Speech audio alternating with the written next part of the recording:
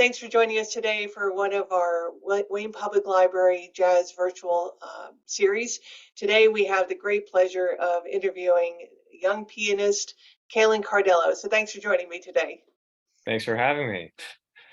I'm really impressed in all the research I've been able to do to realize, and I'm hoping we'll be able to talk about this more, is that not only are you an incredible up-and-coming pianist, and I mean up and coming over the last 12, 15 years since you were a child, but also that you're an arranger and a composer. So I would like to talk about more about that a little later on. But I understand, well, first of all, we had the great honor to have you perform here at the Wayne Public Library in May on the 26th. It was a really fantastic trio that you performed with. And I was thrilled, and it's available on our YouTube page. And I'm hoping we'll be able to have another concert here or somewhere in Wayne again soon. The other amazing thing about that was May 26th, the day before you had performed as part of the American Pianist Award preview concert at Dizzy's Club Coca-Cola at Lincoln Center, because you were one of the 5 finalists for the American Pianist Association Awards. And I want to just congratulate you on that. It's a Cole Porter Fellowship Award. And I believe the announcement will be in April of 2023. And how exciting. And I know you're going to win. Oh, man. Thank you. Yeah, I'm very excited and humbled to be a part of it. So it's amazing the things that you've been able to do. I see that you began in a musical household. Your father is a drummer, a Broadway drummer, correct? Yeah, he did Broadway for quite some time. He started off earlier in the 80s and 90s touring with certain groups. He played for a little bit in like early 2000s with Diana Ross. And then yeah, he did Lion King, Hairspray, Hair, Motown. So yeah, I definitely got a lot of my musical genes from him. Now I understand that when you were 5, this is where you were starting to take lessons, and that you were originally taking cello lessons, but your cello teacher said that you immediately started playing piano when you go to your lesson. Yeah, I would. I was actually 4 when they started the lessons on cello. Prior to this, my godparents had got me for Christmas, a little, like, a cheap toy keyboard. So I would kind of bang around on that every so often. And my dad wanted me to take music lessons, so he thought cello would be good. So yeah, I would go to the lessons, and literally every lesson, from what they tell me, I would just go straight to the piano. I wouldn't even look at the cello. I wouldn't even touch it. And so after like the 3rd lesson, the teacher was like, "You should probably get him piano lessons." So yeah, then I think right around that time I turned 5. So that's when I officially started playing piano, or learning piano. I'm curious, have you, in your adult years now, have you ever gone back to looking at the cello and thought that might be a nice second instrument to learn? No, not cello. I have a very big fascination with playing the bass, the upright bass. And that has come through my falling in love with jazz. But yeah, I think over the years, in high school, at the end of middle school, throughout high school, I played tenor sax in the marching band and concert band. I was in the drum line. Also, I played bass drum. So I have a fascination with other instruments, but I don't think I would want to go back to cello. No disrespect, no, like and cello is a very hard instrument. Violin, viola, like all the string instruments. But I would definitely want to learn bass. I do want to learn bass at some point in my life. So. Well, there's plenty of time to do that, and it's funny. A lot of pianists I have spoken to have also expressed an interest in the bass, and I think it's because you're naturally playing the bass line already with your left hand. Yeah, sometimes. Yeah, I love playing duo gigs with like singers or you know uh any other instrumentalist but bass player because then I get to practice playing bass lines on piano and that's so fun for me. It was interesting today that I had the opportunity to catch you on live stream you were doing, and the way that your camera is set up, your hands are actually backwards. The back, And yeah, like yeah. That's it threw me off a little bit. I was like, wait a minute, how is he doing that? yeah, So I just want to mention right straight up, the live stream was through an Instagram account, and you can always follow Caelan on his Instagram account, which is at Caelan_Cardello. That's Caelan underscore Cardello, Cardello. And you also have a wonderful YouTube page, which I highly encourage everyone, which is your name. yeah. So highly encourage everyone to check that out. His senior recital from William Patterson's on there, as well as some other fantastic concerts that were recorded in Our Lady of Consolation Church in Wayne. And what a true, pure talent you are. So these Thank live you. streams, I stumble on them, and I'm always mesmerized by what you're able to do Thank you. and explore. So when Thank did you. you start doing them? When did I start doing The live live stream. streams? Oh man, I mean, I guess since my parents got me my first Apple product way back when, so I was like a sophomore in high school. I got my first iPhone, and I had Instagram. So ever since then, I don't do it often, but sometimes I'm just feeling like going on live and seeing who joins, and um, so once in a while, I'll just prop my phone up on the piano and just play whatever. I've never like even during the pandemic, I never really did like a live concert on. I did some stuff on Facebook Live actually, but never an Instagram Live like planned I would just you know unannounced go live. So One of the things that I found fascinating during the pandemic, and this is where this interview jazz series started, was at the pandemic when we had to pivot, is talking to musicians. And in many ways, the pandemic created a kind of a interesting opportunity for musicians to connect on a worldwide basis rather than where previously it was on a much more local basis. And John mhm. Pizzarelli has his live stream that he does.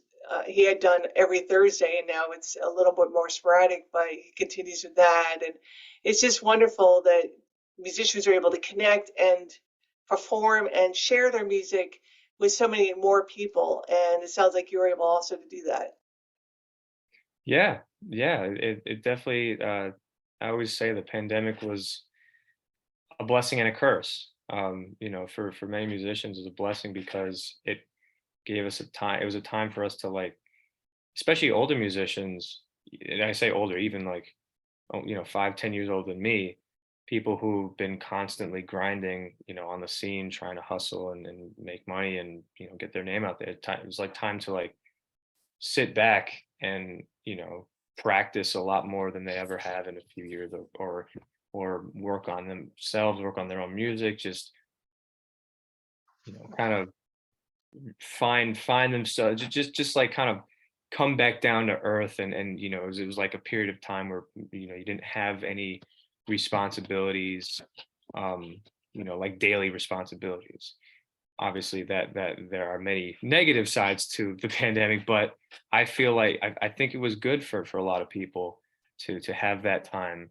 And yeah, you so many musicians were able to connect and network and through Zoom and through all these online uh, programs and concerts. And I did um do you know Jazz Congress? No, I don't. It's a program held at Jazz Lincoln Center every year in January, I believe. And I was able to participate on one of the boards for jazz education for I believe it was last year, so the 2021 Jazz Congress. Um, it was either last year or this year, so early this year in like January. But it was with Melissa Walker, who is the founder of Jazz House Kids. Um, and it was myself and another alumni of Jazz House, and then Sean Jones was on the panel. I think Rodney Whitaker, and there was a couple other. I can't remember everyone who, but so stuff like that, like just being able to connect with all these musicians and people who I look up to, who normally, with like outside of the pandemic, were just touring and doing so much that like didn't have any time to do stuff like that, like online, like what we're doing right now.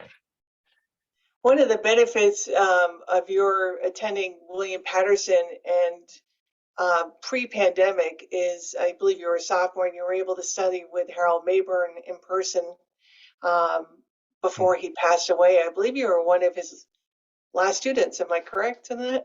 Yes, I was with him on the day that he passed. It was like his last teaching day. It was I was his second to last student. And I'm really good friends with the person who was his last, Alex De Lazari, who's an incredible tenor saxophonist, graduated a year before I did at William Patterson. We were, yeah, his last two students that day. And, yeah, it's insane. His legacy lives on, not only in Oh, his music that was there, but also through the students he was able to teach. And his legacy at William Patterson goes back so far, and mhm. it's a real loss that he passed. Luckily, William Patterson was able to have, well, as an interim jazz director was Christian McBride, who we'll talk about a little bit more in a bit. Yeah, And then Bill Charlap has been the jazz director since then, I believe. mm, And he also was one of your instructors, yeah? yeah. He was around all 4 years. He was like he only did ensembles. He doesn't teach classes, and he doesn't really teach privately. Although I always say he's such a beautiful soul. You ask him one question, and he'll go at the piano in his office, and he'll talk to you for an hour or more. So it's he doesn't quote unquote teach privately, but it's so easy to just to get him and talk to him and gather knowledge. And um he's a beautiful person, and I owe him so much, and I love him for everything he's done for me. I had the real pleasure of interviewing him for this program. He was one of the first ones that I was able to interview in, oh gosh, I'm losing track of the time, Yeah, 2021, whatever year that was. yeah. And we spoke for so long, and I felt like I only touched on about barely half of what I wanted to talk about. So I think I'm Mhm. going to have to schedule a second one with him because Yeah, yeah, he's just a fount of knowledge, and it's just an incredible ability to convey and share and make. He's so eloquent as far as how he's able to express himself and make others understand incredible facets of music that one might not easily get. absolutely, absolutely, yeah.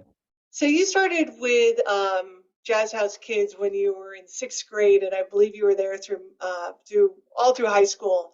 Yep. How did you connect with Jazz House Kids? What brought you there? Uh, it's hard for me to pinpoint and remember exactly how. I just know my dad heard about it. I want to say he heard about it through a friend, maybe. I just remember him one day. He was like, "Hey, there's this jazz camp, this organization. We should check it out. You should try." And this was for the summer camp. So my first experiences with Jazz House was through their summer camp in 2012. Um, and I had, at this point, I didn't know that they had year long classes. So yeah, I went and I auditioned at it. This is before they had they have like their headquarters in Montclair. Before any of that, they were based at the Salvation Army in Montclair, um, off of Bloomfield. I forget the cross street, but so I went there to audition, and then I remember that was the first time actually, and we'll probably get into this later, but um, one of the finalists for the APA competition no, actually two of them, two of the other finalists are, Isaiah Thompson and Esteban Castro. So when I went to audition in 2012 for Jazz House for the summer camp, that was the first time that I met Esteban and Isaiah, so we go way back for that. But yeah, I'm pretty sure my dad heard about it through a friend, and the rest is history. So for those who are new to my jazz interviews, I also had the great honor and pleasure of interviewing Melissa Walker earlier this year, and really getting down into the details of how Jazz House Kids was created. And I believe it started in 2011 when she was a year, but she had a issue with her vocal cords and was unable to Hmm, sing and needed to I pivot didn't know and that. became such an incredible entrepreneur and businesswoman. I'm so amazed with Jazz House Kids, and I'm a huge supporter of the program and everything that they have been, she has been able to achieve. And then she works with her husband, Christian McBride, who, again, I feel like I'm name dropping a lot here, but Hey, um, no, it's okay. Great name. I, All I great names. interviewed him in September, and that was such a joy and a pleasure. And things kind of come full circle. So I feel like I've been able to connect with such great educators between William Patterson and Jazz House Kids. Hmm. So let's go back a little bit though to your early um, classes and education. You were studying classical piano under with Stephen Massey.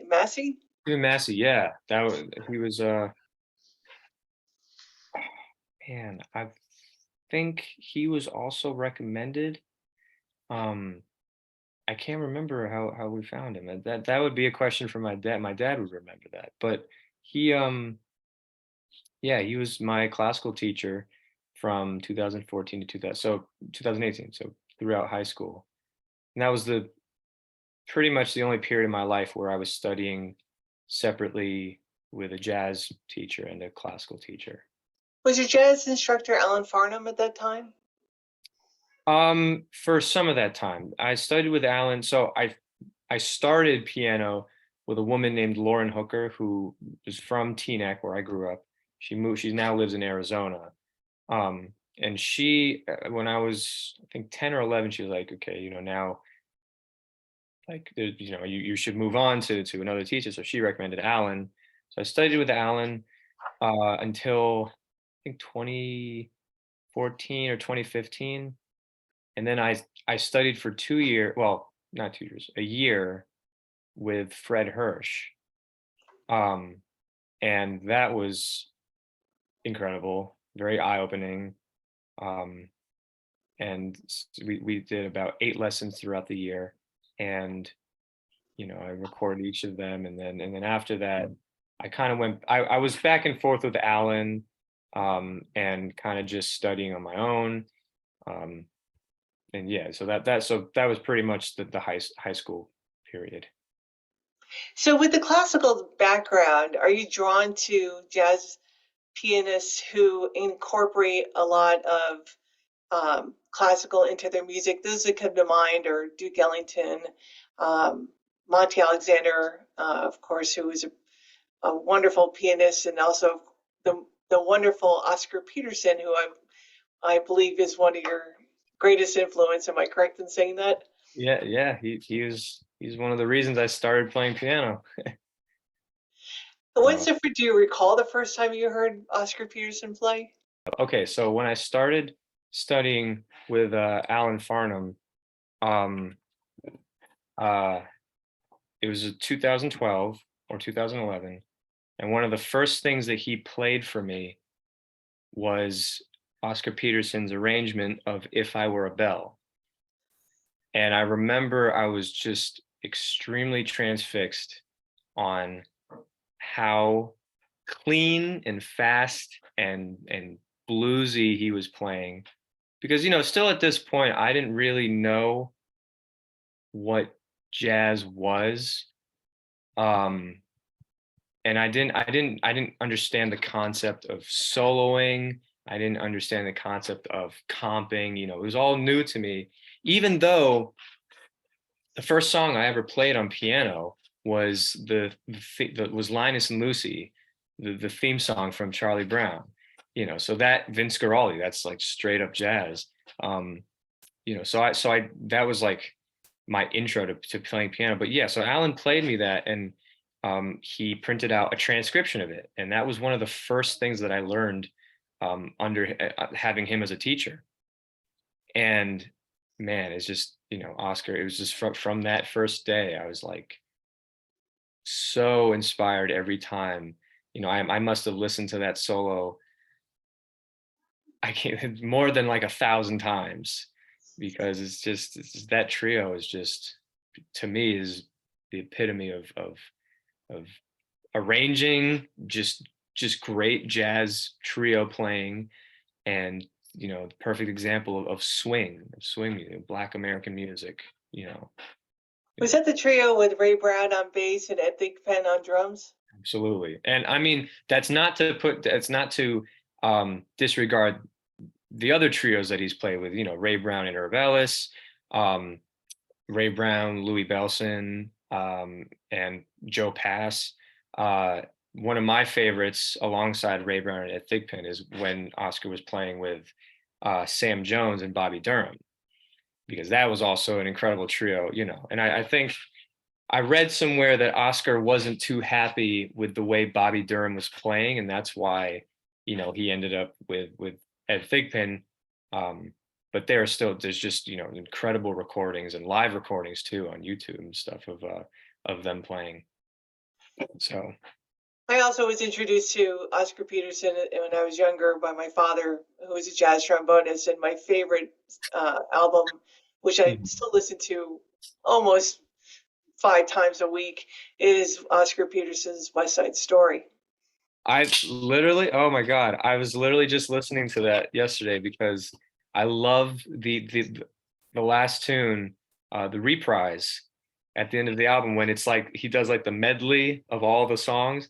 That's like my favorite thing ever. Yeah. Oh my God, it's amazing. For those in the Wayne Public Library area, please feel free to check that CD out. We do have it, and it is my all-time favorite, and it's brilliant. It really is magical. I want to just double back when we were talking about your live stream today. You played an incredibly wonderful version of "It's All Right" by Curtis Mayfield and the Impressions, and Yeah. so that you added it. You were playing it in such a wonderful, almost a spiritual gospel jazz. And it brought to mind Gene Harris, who is Mm, actually described as playing what is called soul jazz. He played a yeah. lot of hymns and other kind of religious songs that he then made more of a jazz fusion with. And it just, I'm a big fan of Gene Harris, in case you can't tell. And Yeah. yeah, it really, every time I hear you play, I, I hear a different influence to you, but it's wonderful that you're able to take all these influences and make it your own. Thank you. When I saw you perform, actually, William Patterson with one of the ensembles, I heard a lot of Art Tatum and Oscar Peterson, and then other times I hear, yeah, Gene Harris, and it's just wonderful to listen to you because you're evolving and you're adding and you are becoming you, and it's just wonderful to see that.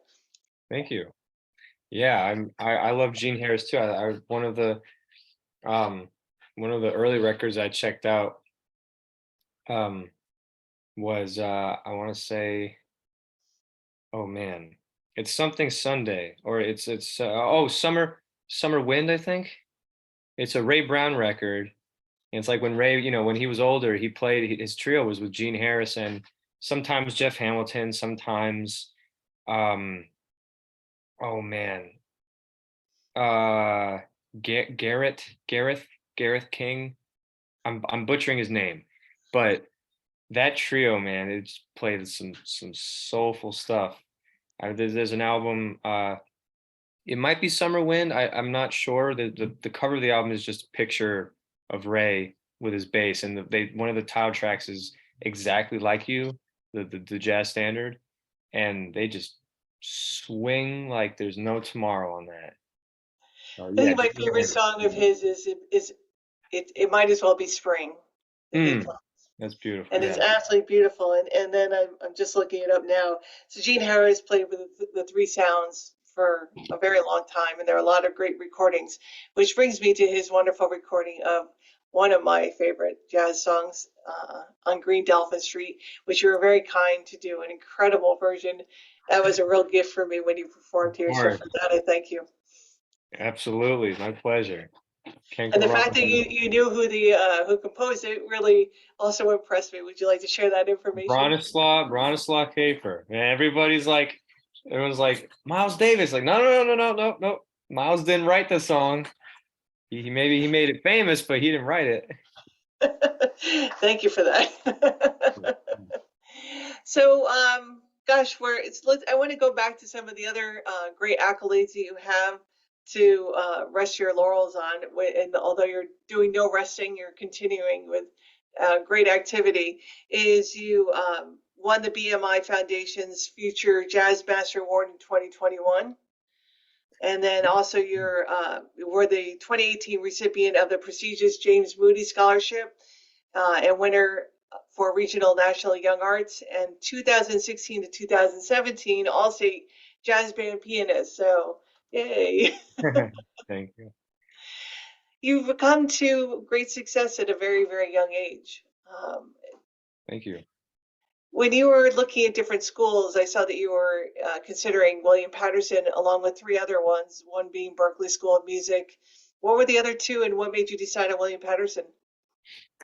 So yeah, in the college application process, first thing before anything, I was like, I was seeing all my friends and a lot of people around me uber stressed about applications, and I'm like, okay, one thing I'm not going to do is put myself through hell and back with these applications. So I was like, I'm going to pick 3 to 4 schools, and that's going to be it. I'm not, because some people try, they apply to like 10 to 15 schools. I'm like, man, like, you know, that's a lot. So I chose to apply to William Patterson, Berkeley, Eastman in Rochester, and Juilliard. And Berkeley ended up not working out because there's some financial aid issues. Eastman, they accepted me and they gave me a pretty good scholarship. And I ended up, I came to the decision pretty quickly after applying there that I didn't want to go, just because I didn't want to spend 4 years of my life in Rochester, New York. Nothing against Rochester. We love Rochester. It's just not my cup of tea. It's like I'm New York City is my calling, is my home, is Jersey, the tri-state area. This is like where I'm happy to have stayed. So it was down to Juilliard and William Patterson. And Juilliard, I was close. I got the live audition. I got the call back the same day. It was down to me and a few pianists, and I got waitlisted. And honestly, I'm very happy that happened, because I am like the amount of wealth of information that I learned at William Patterson and the people I met, the opportunities that I've got. Yes, I know that you get amazing opportunities being at Juilliard, and I'm not putting down any of the other schools. Like, it would have been, I would have taken what I would have taken from those schools. It's the thing, like with music school specifically, it's like it at a certain point, it's how much work you want to put in, right? It's how much you want to invest your time into why you're there.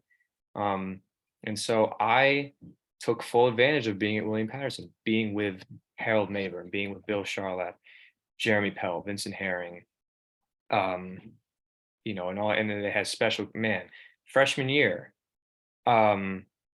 Barry Harris did a master class at William Patterson. He was supposed to be an hour. He was there for 3.5 hours. He selected me to be, his guinea pig, for the whole master class to, play chords and like play stuff. And that is something that I would not have gotten if anywhere else like that. Like, I will forever remember that for the rest of my life. I have pictures with Barry Harris because of that. Like, I have a recording, of him. Like, it's stuff like that. And I'm I'm glad I chose William Patterson. They gave me a full ride, so helped my parents out and me. Um, but yeah, I'm very grateful to been able to have the experiences there. Well, having grown up in Teaneck in Bergen County, which is just right next door to Passaic County, and then have that ability to go into New York City, and you've been performing professionally since you were a teenager, and so that proximity to New York City and to other jazz venues in this area, um, it would probably be a part of that decision as well, as whereas you could perform and gain experience. Yeah. Um, I mean, that goes back to what I was saying, like with Eastman, I really knew that I wanted to stay in this area. So, even with Berkeley, it's like if I had gotten into Berkeley, I probably wouldn't have gone. Um, again, nothing against the school, just it wasn't where I wanted to be at that time. So, Juilliard or William Patterson are perfect options because of the location. And William Patterson is great because I was able to. I say this a lot. It was nice because it's a public school, right? It's a university. So you're taking music classes, but you're also doing core curriculum requirements. And um, my freshman year, I stayed in the dorms. And so I dormed with my roommate and my two other suite mates we were all really close because we all knew each other from either jazz house or region band, and I like one of my suite mates, Griffin Fink, who's an incredible bass player. I had known him for like 7 years earlier, before, well, not seven, like a long time, and same thing with my roommate, Johnny, my other suite mate, Pat. We all knew we were all really close. So we decided to room together. But for the most part, most of the other people on our floor were not music majors. They were, nurse, math, science, any other major but music. So it was very refreshing at the end of the day, having ensembles and going to classes, to go back and hang with people, who weren't just musicians. Like, you could just chill out, and that was refreshing. Um, but also it was refreshing because they express a lot of interest in us, and in learning about jazz and just coming out to shows. So we would all go travel in groups to the city, like on Monday nights before the pandemic. Vincent Herring hosted a session at Smoke Jazz Club, so we were there all the time, and that was kind of one of my gateways into the scene, into meeting Vincent Herring, and meeting a lot of people who I'm now really close with, both young and old. It's a great segue for me, so thank you for this. I wanted to talk about Vincent Herring and how he's a William Patterson faculty, but you chose to pursue lessons with a saxophonist. And I'm curious as to what a pianist um, can gain from an instructor of a different instrument. Yeah, well, um when I got to William Patterson, I had heard from friends of mine who were pianists who were older, like juniors, seniors, that there's an option when you become a junior, you can study with anyone you want. It doesn't have to just be a piano teacher or your respective instrument. So I studied piano 2 years, and I was with Mabes. He passed away, and then Mike Ladon took over, and that was one of the great, man. I loved studying with Ladon because he was just straightforward, blunt. He told me as it was, and it was great because I took so much from him, and he really helped me with my touch. I give a lot of credit to him, and Charlap too. Um, but I wanted to study with someone who I could also play with at the same time, that wasn't just piano, because I like hearing other people's perspectives, especially a horn player, because there was also some thought of career and future, like I want to get under Vince's radar. I want him to know me. I want him to want to play with me. Um, and it worked. I mean, I studied with him, and then last summer we played at a festival in Nebraska.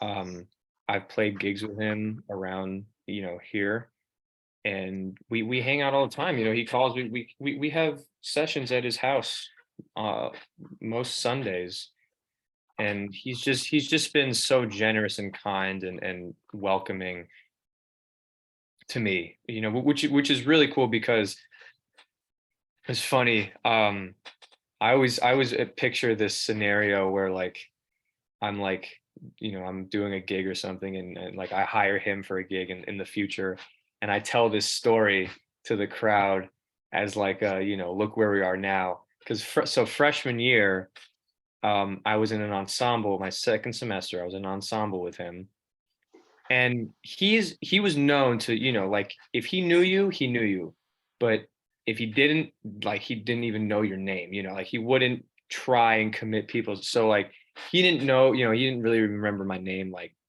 even though I was in his ensemble. um and so but he knew, he was close with the drummer, Hank Allen Barfield, who's an alumni. He's really, really great drummer on the scene right now. um Alex DeLazare, the tenor player I mentioned before, he was in the ensemble. Griffin Fink, the bass player, my suite mate, he was in the ensemble, and then a guitar player.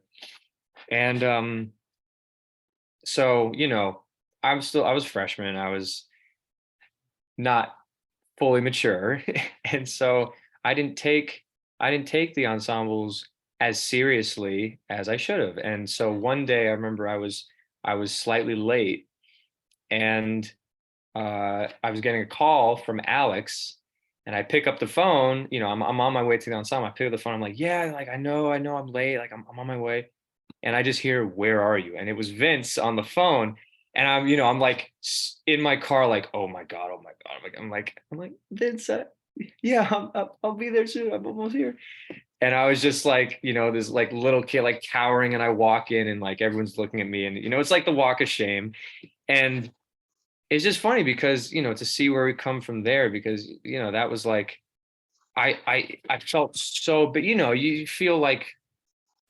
feel bad because it's like these are the people that you want to make a good impression on, and you want to show that you care, and so from that moment I was like, man, like I really got to take this seriously.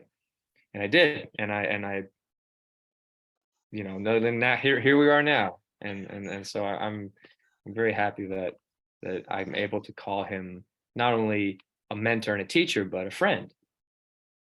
There's a wonderful quote from an article that was originally posted in the Jersey Jazz magazine from Vincent Herring. He says, Caelan Cardello is a one in a million talent. He is gifted as a composer and a player. I love his attitude and outlook on life. I was so impressed with his talent that I hired him on a few professional jobs, and I'm sure I'll hire him for more. So hopefully you'll be hiring him too. Oh, I will. I will. Yeah, I love Vince. I'm just waiting for some higher paying gigs. No, I'm kidding. I'm kidding. I'm kidding. I'm kidding. I'm kidding. Now, when I had the opportunity to see you at William Patterson as one of the ensembles that opened up, I want to say it was for Russell Malone. It was the Cedar Walton ensemble. Yep. Am I remembering that Yeah, correctly? yeah. That's the ensemble that Vince teaches every other semester at William Patterson. It was incredible, absolutely incredible. And that's when you actually came onto my radar for the first time, and I thought, wow, this guy's going places. And look, you've gone places. Oh, thank you.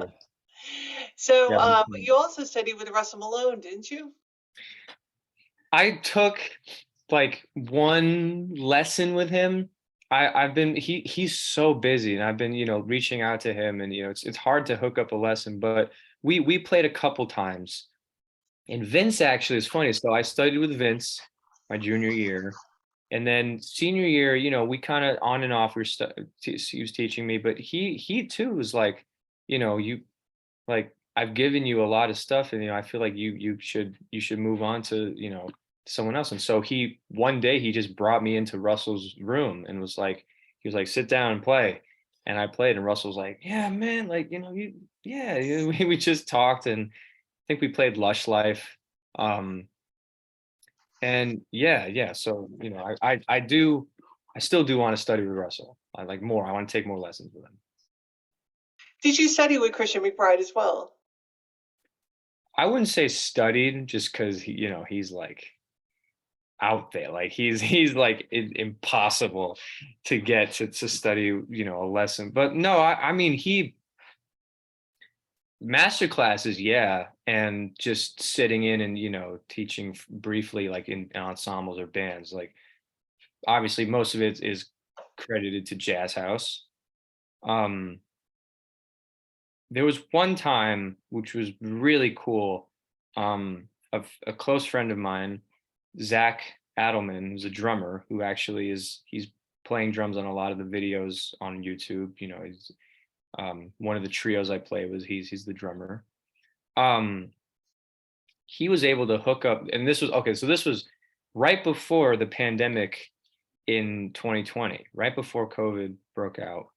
He was able to hook up a session with Christian at his house in Montclair, and he called. So it was me, Zach, um, a tenor player, trumpet player, and Christian, and we just played for like an hour and a half, and it was great. I was like, man, I'm in Christian McBride's house right now, just jamming, playing standards with like the goat of the bass himself.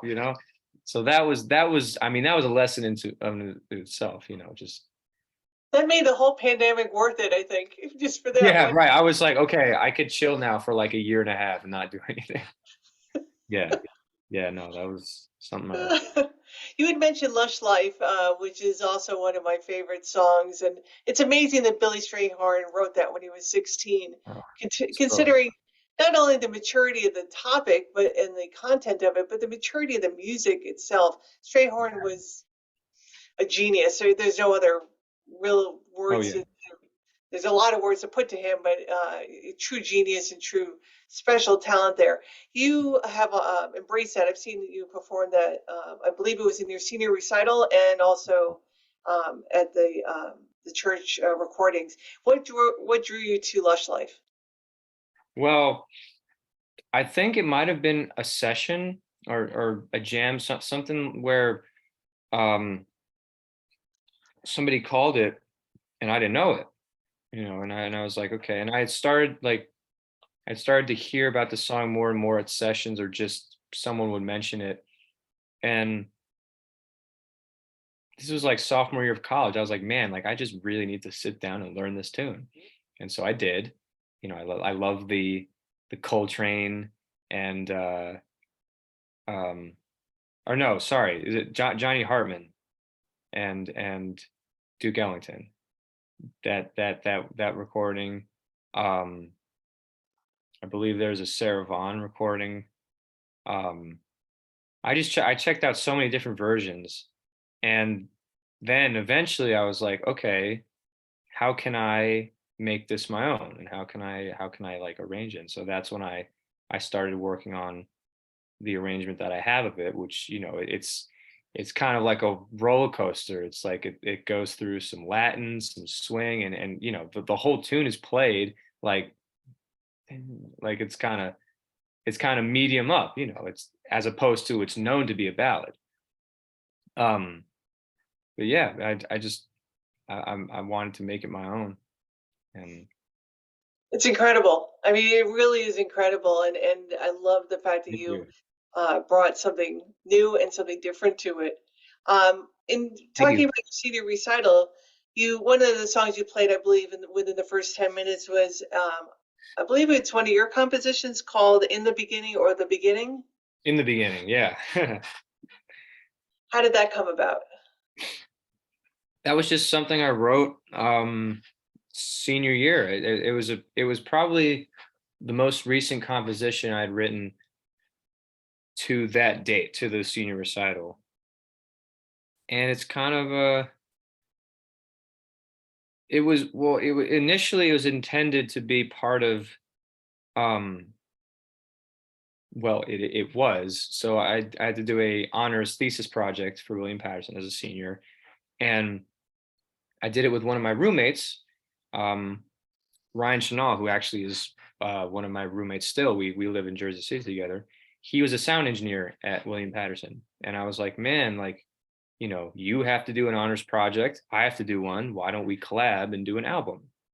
So the whole idea behind it was, I would write songs or arrange standards or just play a tune, and then, he would add certain effects, in post production, and we would just try to create new sounds and vibes for songs, rather than it just be like another recording of jazz standards. It's like, so I wrote that song initially intended for this album. I was like thinking of that opening, I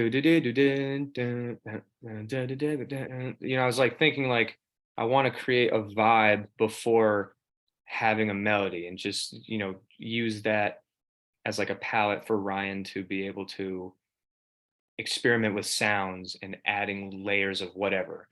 Um, and then I was like, man, like I can actually play this with a trio. I can play it live. Like it's a good vibe. And it's based around a minor blues, with an extra, a few extra bars. Um, yeah, and that's kind of how it came to be. So, do you have any other compositions on the album that you've from that time? Yes. Um, and this album is not out yet. I do plan to release. I'm not sure if I'm going to release everything that we recorded, but I do want to release a couple of them as an EP. So that will be coming. But the other, yeah, another one I wrote, which actually also played at the recital, was Mr. BC, which was written for Bill Charlap, and it's kind of a Art Blakey vibe. If you know the tune Miss BC, which is from one of the Messengers albums, it's like with Wynton Marsalis is on it. I think Cedar Walton is on it. It's from like the 90s. And Miss BC, Mr. BC has a lot of the same vibes as Miss BC. It's kind of like it's medium swing. It's got some cool harmonies, some nice arrangement in between the um, trumpet, sax, and trombone. So yeah, that's another one that we recorded that I wrote. Do you enjoy composing, or are there times that you feel it's a chore? I have a writing degree, and I find it challenging sometimes to sit down and write, and that blank piece of paper is just painful for me. So I put it aside and listen to great music. Man, I gotta say, lately it's been annoying because I'm like, it's so hard for me to, I'll come up with a concept or an idea, but finishing the idea, the concept, because I have so many voice memos on my phone. I'll just wake up one morning inspired by whatever, and I'll turn a voice memo on, or I'll start recording my phone, put it on the piano, and just play. I have so many ideas and stuff, and it's really about sitting down and like fine tuning them. But um, to answer your question, I do love composing. I love seeing a finished product and hearing it being played by other musicians. It's like one of the best feelings in the world. Um, obviously the process getting there, it can go both ways. It could be like, you could wake up one day and just write a song like that, in half an hour you can have it, and that's happened to me a couple of times. Or you can have like one of the other songs, one of the songs the song that I arranged of mine for big band for my senior recital, Tuolumne Meadows. That started as a quartet tune, but I started, thinking about that and writing it in like 2015.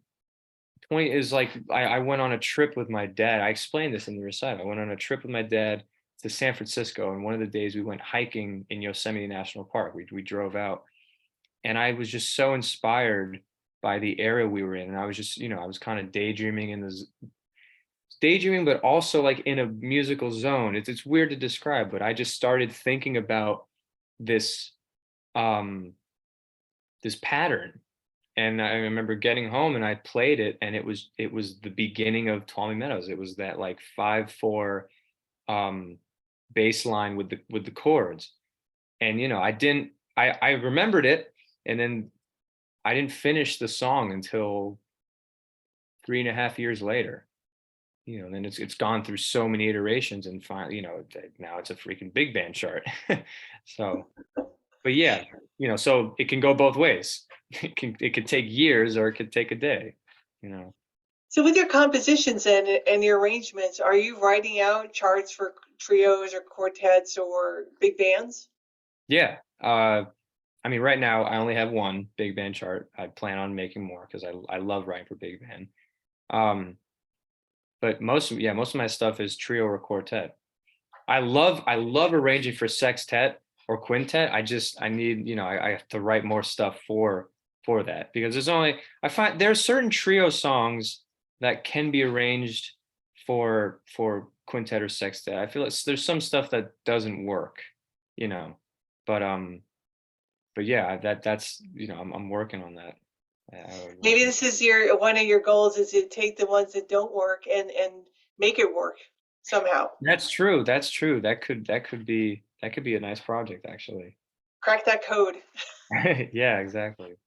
When I had the pleasure and again honor of interviewing Rini Rosnes, she was inspired by a bird in her backyard. Oh, I love where the inspirations come from and how they become something new. yeah. Um, to double back to Mr. BC, I just want to also share a wonderful quote from Bill Charlotte from that same article Oh, of how he describes you as a very special talent and a deeply dedicated musician.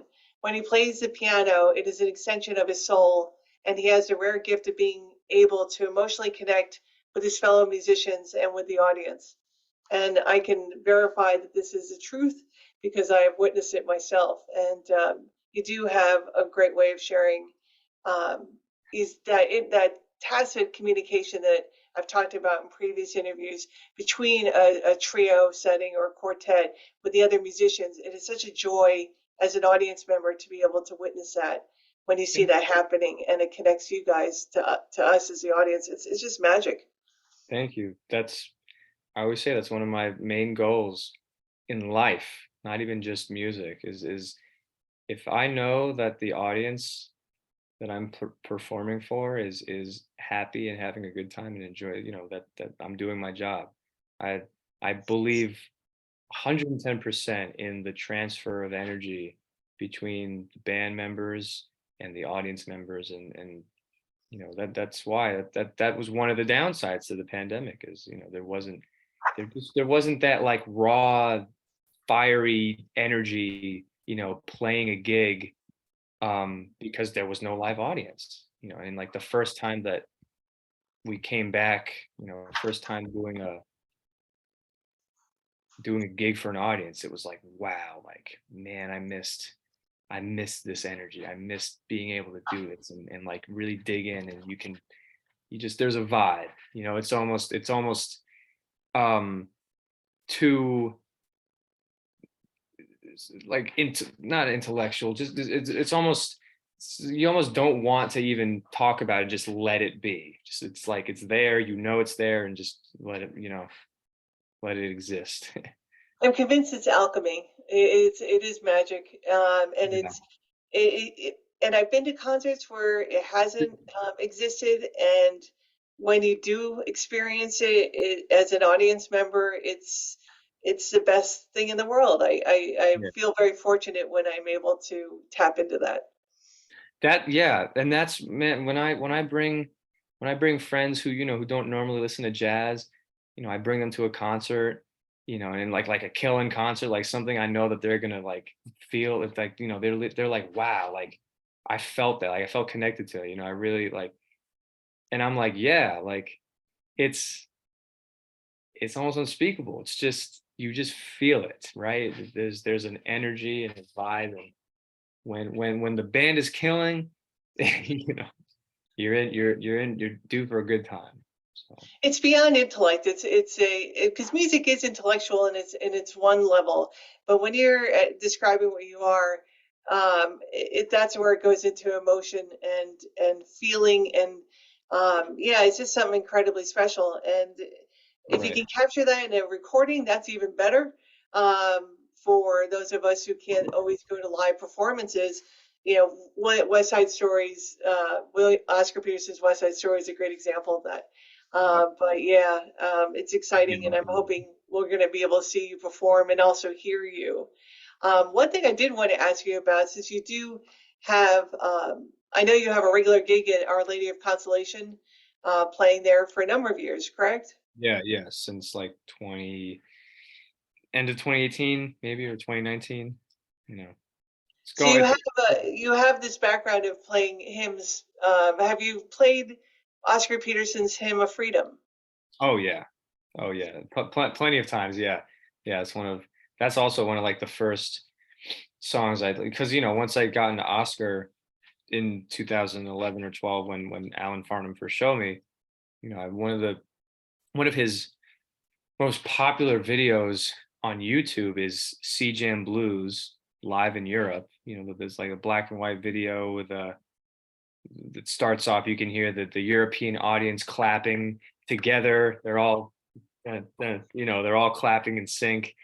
And he just starts playing over a blues, solo for like a few minutes, and then Ray and Ed come in. And yeah, that's like one of the baddest recordings. So through that same concert, I found another video from that same concert of Hymn to Freedom.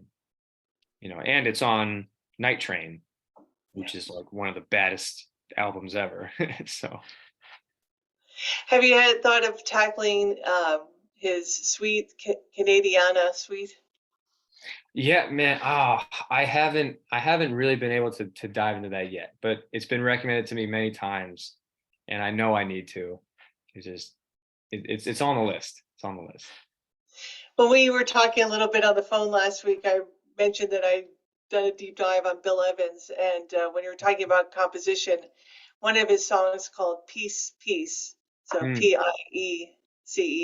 Piecepeace, yeah. is just an incredible exploration that he does, and I believe it's all in one key. I think it's modes. I don't understand modes very well, but it's just a really beautiful exploration. And when I go to your live streams, that's what I also kind of envision and hear you exploring and feeling things out.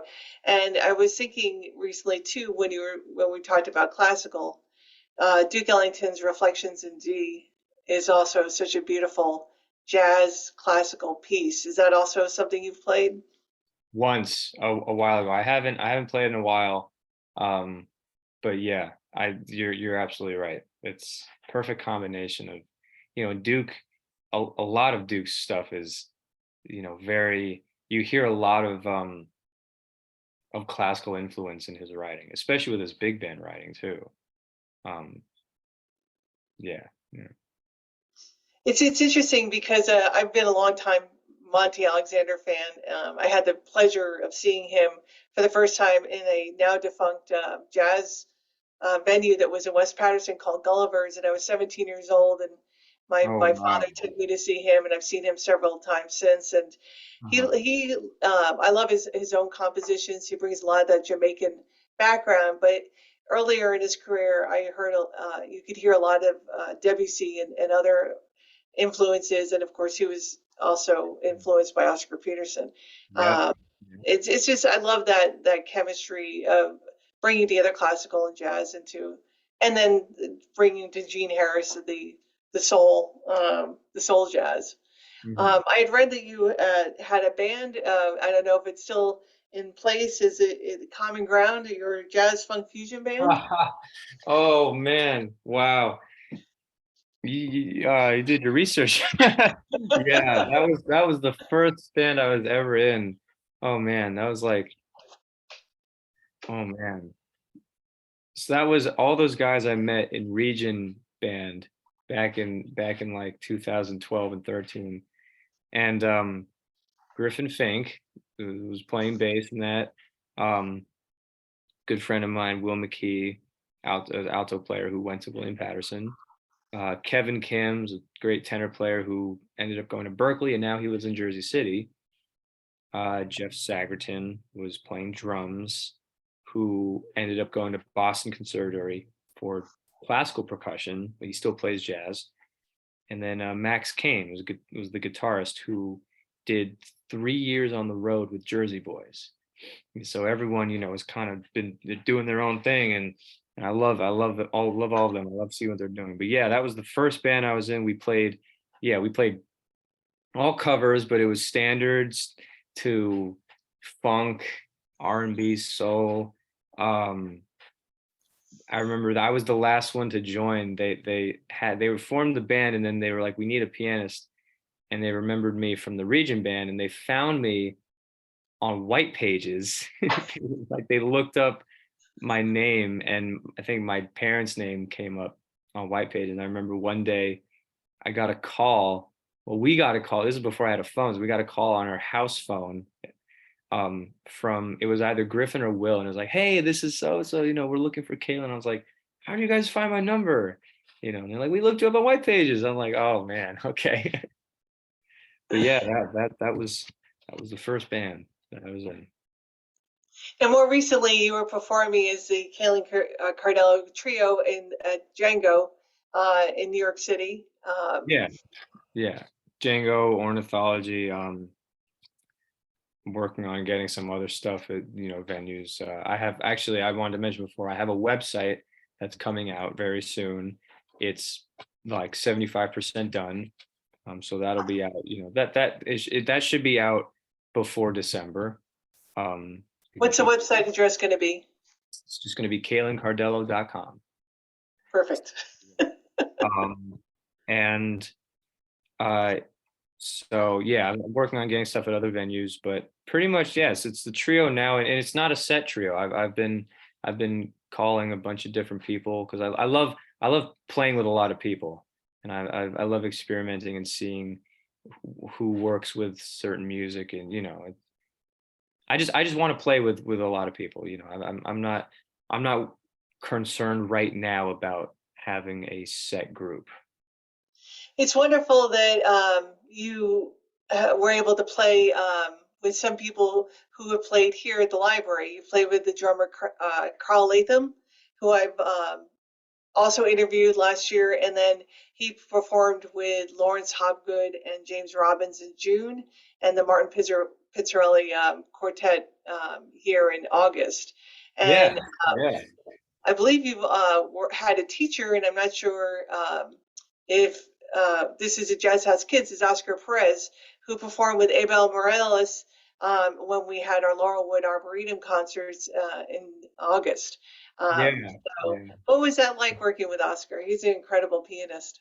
I love Oscar. He's so funny, and he has such a way of like connecting with the students. Um, yeah, I met him also the first day I went to audition for Jazz House in 2012, when same time when I met Isaiah and Esteban. Um, and he's been a mentor um throughout Jazz House. Whenever I had him as a teacher, um, he was great. I never studied privately with him, but I didn't need to. Every time I would be around him and I'd learn something new. And he's just such an easy guy to get along with, and a very genuine person. So, what is it like to be one of five finalists for the American Pianist Association Award when you're friendly with two of the other finalists? We don't look at it as a competition, and that may sound like cliche or corny, but I mean it's literally facts. Because I love those two guys, because we literally watched each other grow up. From Esteban was, I want to say, 9 when I met him. Isaiah was, maybe 14 or 15. 15. Um, we've been a part of each other's lives since we all, kind of started really playing jazz. And um, it's so beautiful to be able to share this experience with them, as well as with Paul and Thomas, who I've gotten to know well, since we were all announced back in March. Um, it's still surreal. I remember, I knew about this competition uh, years ago, just because I knew who Emmett was, I knew who Sullivan was, and I was like, man, like this is a prestigious competition. Like, yeah, I would love to get an opportunity to do this someday. And I still I had no idea that I would be here right now, and I'm so humbled to be a part of it. Um, I but believe Rainey Ross says it was the one to put your name yeah, forward. she was she's the one who suggested, and her and Bill, um, recommend. I mean, it was she's the one who suggested it. So, yeah, I'm extremely grateful for her, and Bill, and just their everlasting support, because they both have cared for me and given me attention over the last few years. I love them for so. For those who aren't aware of this prestigious award, Emmett Cohen was the last winner in 2019, and he's gone on to do incredible things, especially hosting incredible jam sessions in his one bedroom, like fourth floor walk up. His studio, yeah, It's an incredible thing that he gets so many wonderful musicians to make that journey, not only to his place, but up those stairs and to perform in his very tiny apartment. yeah, And I know that you're going to follow suit as well. And I really am eager in April, I believe, is when they make the announcements, right? yes, April 23rd. That's an It'll be incredible thing. so far away, yet it's gonna be like that. It's gonna be right here. So So, do you have any upcoming gigs that you'd like to share? yes, I mean I have. I'm always forgetting stuff. So I am leading a jam session at the Django, which I've started, like, I pretty much share it now with this wonderful tenor saxophonist Sam Dillon.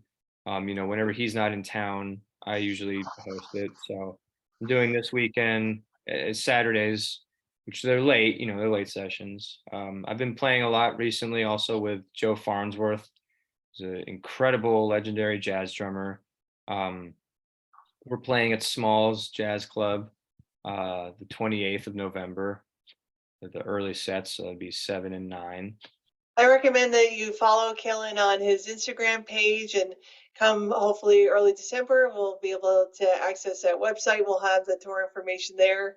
And yeah, if you have the opportunity to see this incredible young man perform, I can't endorse it enough. It is an experience. Thank you so much. Thanks for taking the time to talk with me today, and I really look forward to seeing where your career goes. I want to make one announcement that the William Patterson University Jazz Sextet is going to be performing on Tuesday, November 29th. It is a live concert. We also are live streaming it. It's at 7 o'clock.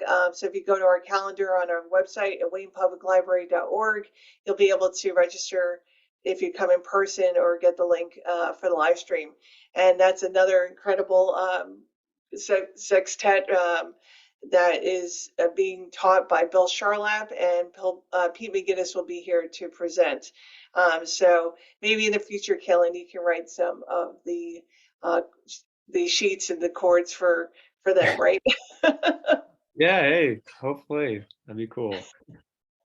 All right, everyone. Thanks for joining me today. And if you stay tuned a little longer, on the title cards, you'll have the information of his Instagram, his YouTube page, and his upcoming website.